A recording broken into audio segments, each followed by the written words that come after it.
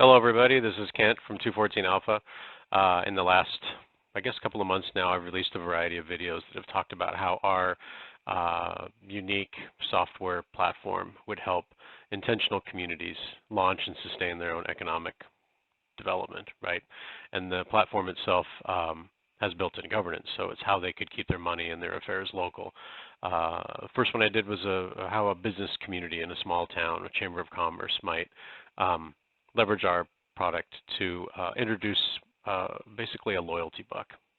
And the idea is that by using the loyalty buck, there's enough additional resources that are made available to the community that they can actually do their own economic stimulus. And in a follow-up video, I did one that talked about how that same community could pilot the program using a farmer's market. And since I've talked about a lot of other examples, because people contact us and say, well, what about this community? And so then I get to talk about it. It's kind of fun, actually. So this one's talking about like a residential community, let's say some condominiums or a neighborhood or a housing complex for low income. I mean, it doesn't matter to me what it is. In the last video, I actually talked about the economics of that, and it's worth watching. It's a short video, but the highlights on that is that let's imagine that there's the way this works is that we put we minimize what's called fiscal leakage. And fiscal leakage is that within an economic system, there's a certain amount of that money that sort of flows out and goes elsewhere and never comes back. And then actually quantify that. So in the prior video, let's just use those same numbers again. In the prior video, I talked about the numbers behind how this works. But let's say that there's a community, a couple of condos, and there's 250 residents. And let's say that those residents engage in trade within the community. They buy and sell 3 things a month, just use an example. And let's say that the average transaction is $25. So maybe they're selling soap, maybe they're selling house cleaning services, maybe they're selling dog walking services, doesn't matter to me what it is. Those are the basic numbers, okay? So I actually put together some data on that, and I could get you the worksheet if you're interested. You could just contact us either on the Facebook page or the website. But anyway, if you are using Amazon plus Visa, if you're doing Amazon Marketplace and Visa, the transaction fees above and beyond the actual purchase price. Again, 250 people, 3 purchases a month, $25 average. For Amazon and Visa, it's $39,825 in fees that could stay in the community, but instead go to Amazon and Visa. If you're doing eBay and PayPal, that's $29,475 that leaves the community and never comes back. Because you can bet that those companies don't have jobs that they placed in your community. They're just taking that money and it goes elsewhere. Poshmark and Venmo, that's $33,300. So in terms of the percentage, if you're selling things on Amazon and people are paying with Visa, it ends up adding 17.7% additional surcharge above and beyond. And so, the way that our product works is that we're a closed economy, right? And it's no different than how Starbucks works, really. Like you go to Starbucks and you have your Starbucks app, and you go to the point of sale and you say, I want to. You talk to the person at the register and say, well, I want to get some coffee, but first I want to put $10 US on the app, and then I'll just use the app to buy the coffee. So, the reason you do that is you get stars or you get, whatever. There might be a reason to do that. So what that does is that leaves some money sitting in the kitty there. It's actually in the form of, I guess you could call it a token, if you will, that Starbucks now gets to use for their own purposes. Of course, you're not able to redeem those for US dollars. You can only use them for Starbucks products. But from Starbucks' perspective, if you bought a $2.50 cup of coffee, you've now got $7.50 sitting in the I guess petty cash that Starbucks has, right? So anyway, what we're talking about is something that's like that. And it's something that people are used to doing. They do this at the point of sale. They're accustomed to using it. It's sort of a loyalty buck, and it works, right? But what we're talking about is something a little bit different. It's not just one vendor doing it. It's actually a loyalty buck for this condominium or this apartment complex or this, housing complex with 250 residents. And it's a housing buck. It's a loyalty buck. So, there might be built-in incentive for people to put the U.S. dollars or whatever other currency into these loyalty bucks. And one of the reasons for that is that they get to use a platform that is high trust. And I'm going to talk through that in a second. But in terms of the numbers on this, the platform itself is a commerce platform. So what we do is we charge a service transaction fee, but a lot of that transaction fee goes back to our customer. So let me give an example of what that would look like. So let's say that you were, let's say that your community, your apartment complex or your condominium complex, let's say that you had your own app, because we're a white label vendor.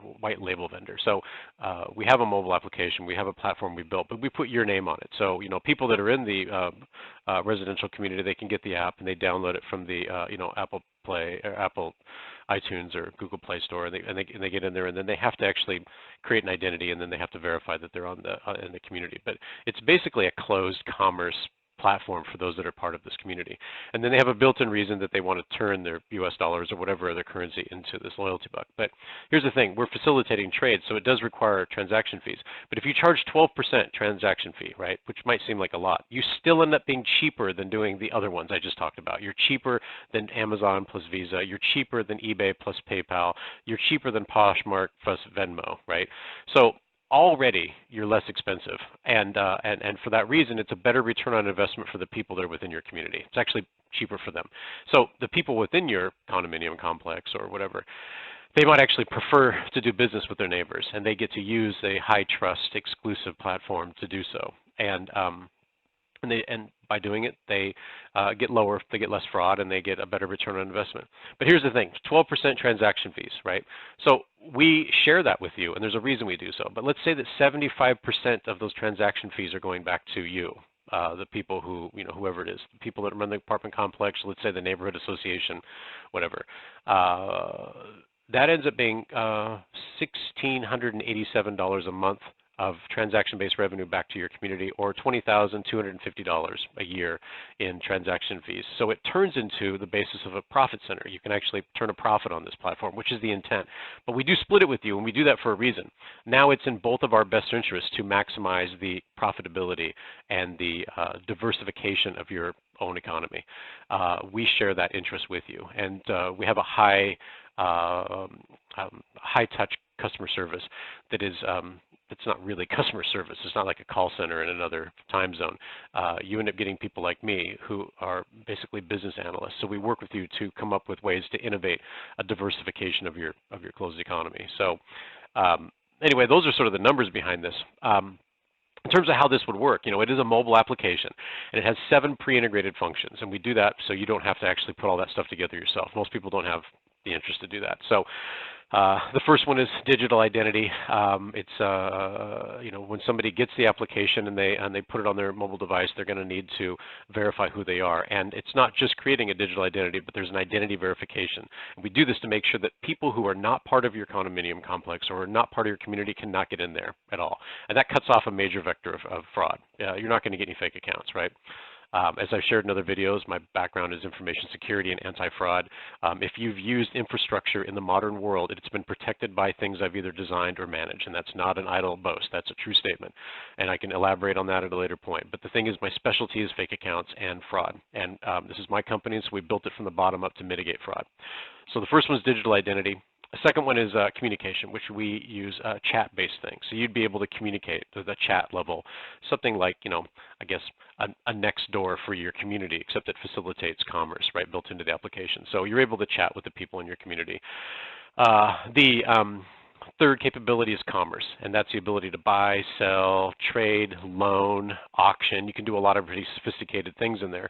And that begins to touch on how we do this. We actually use, on the back end, something that you don't see. We use something called blockchain, which I don't expect you to know what that is, but it's a transaction ledger that is immutable. And and it's a significant investment towards anti-fraud. People can't cook the books when there's a distributed ledger that everybody's auditing all the time, right?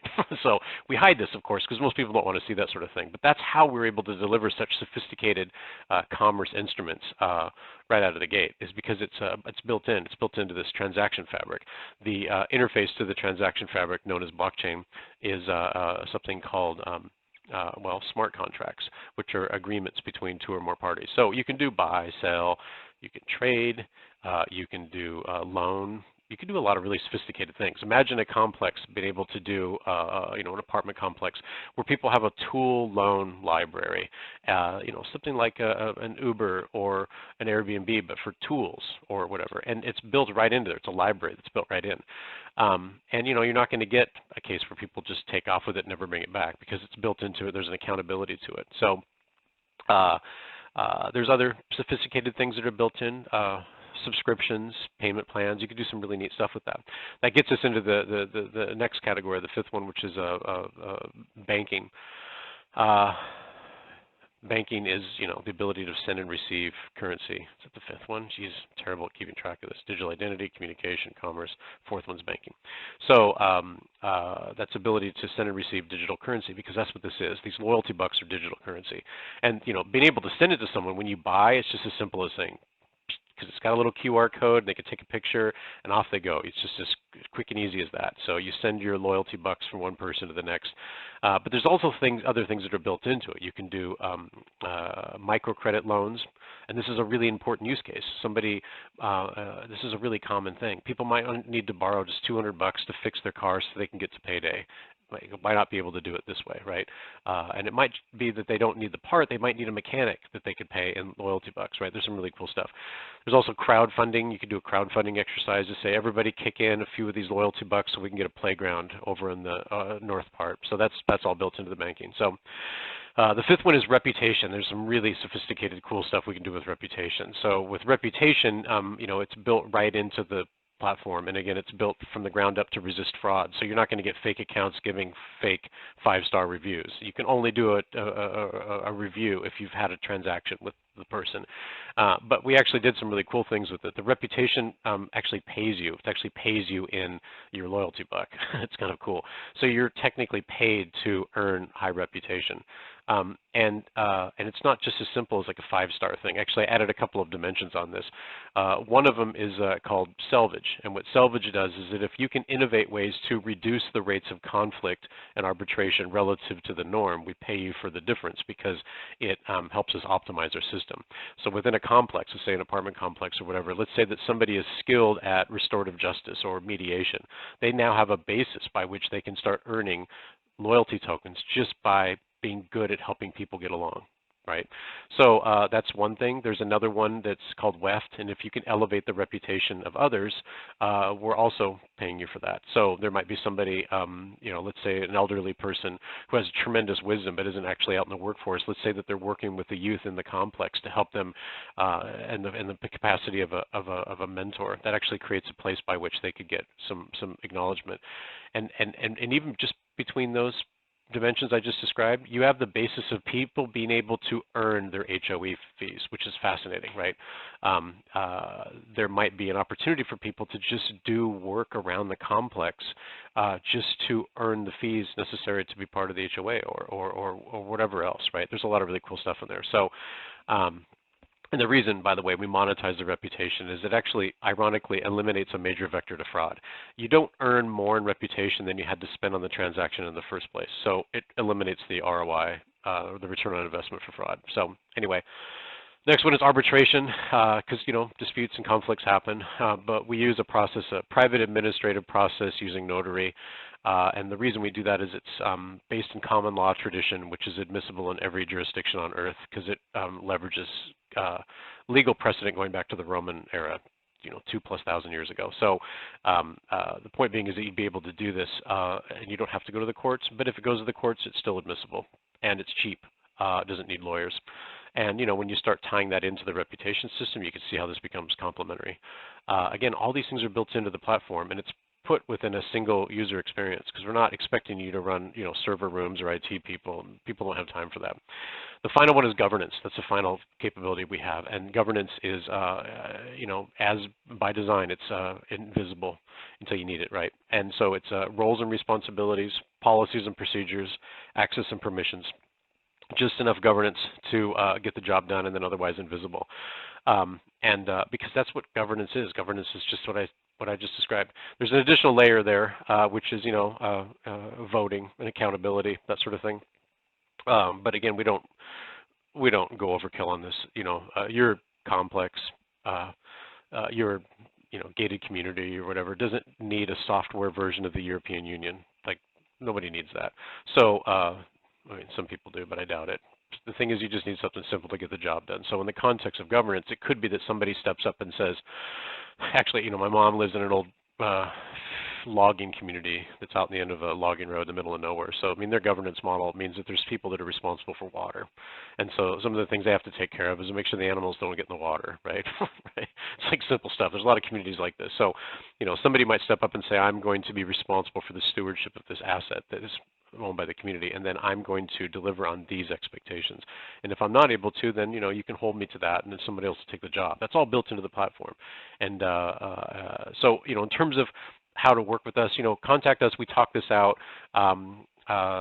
When we work with a customer, we begin by doing planning. We have a platform, but this is a high-touch, holistic approach. We have to make sure that we're actually working with their community. The number one success criteria for software is if people are actually using it, and that necessitates some high touch. You can look me up, but I've been doing software stuff for decades, literally. So I know how to do this successfully. But it begins with a lot of planning. We got to work with you really close to make sure that we understand your needs. And the first thing you get after that is a release of software that has digital identity and communication, because we phase this out. You got to be able to get your community on the platform, and then you've got to get them interacting with each other, right? And then the next thing you get is commerce and banking, because then they start doing trade. And you do that a little bit, and then it starts to grow. Take it from me. By the way, this is how you plan something that's viral. And I'm not talking global here, but you want it to be successful within your community, it's going to be word of mouth, right? They might see it in the newsletter, but it's going to go word of mouth, and then it'll be everywhere. And so, planning. Then we do digital identity and communication. Then we do communication and banking, and then we start letting you start playing with the reputation, the arbitration, and the governance. So that's it. And if you have any questions, let us know. You can find us on the web, 214alpha.com. Cheers.